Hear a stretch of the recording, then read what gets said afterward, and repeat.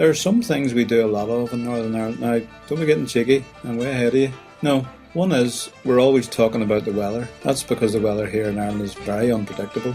It can be different every day, or even several seasons in the one day.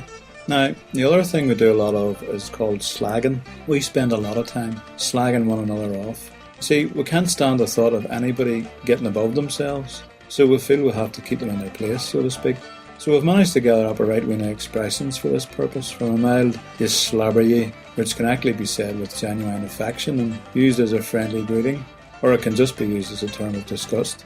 Someone who is rude or clumsy might be referred to as an ignorant gaunch, or he could be as awkward as a pig in a shuck, or even as awkward as sin, whereas someone noisy or involved in vandalising might be described as a hallion. He wouldn't give you daylight, or should begrudge you three halfpence, so she would, as a person who is tight with her money. Actually, the origin of the "wouldn't give you daylight" expression goes right back to penal times, when the ruling English authorities taxed you on the size of windows in your house, which would explain why the few remaining original Irish cottages have very small windows. On the other hand, a person who is wasteful with their money and easily parted from it might be throwing it around him like a man with no arms, or spending it like there's no tomorrow. Our humour is usually understated, and is often of the black variety.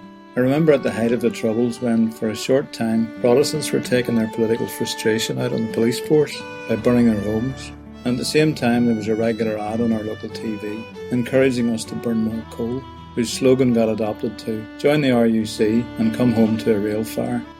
Again, at the height of the Troubles, I was working for a while as a lorry driver in Belfast, that's a truck driver in North America, for a factory which had a mixed workforce, Catholic and Protestant. Until my load was ready, I worked with the guys in the packing department, and a regular dry comment on the morning's news would often be, "See, we got one of yours last night?" This was just their way of trying to deal with an unacceptable situation.